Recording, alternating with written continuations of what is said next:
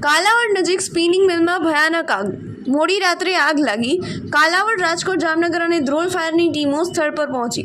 ફાયરની 7 ગાડીઓ સ્થળ પર પહોંચી અને આગ લાગવા પાછળનું કારણ અકબંધ. એન્જલ સ્પિનિંગ નામના કપાસના રૂના કારખાનામાં મોટી નુકસાની. આગને કાબૂમાં કરવા હજુ ફાયરની ટીમો સ્થળ પર.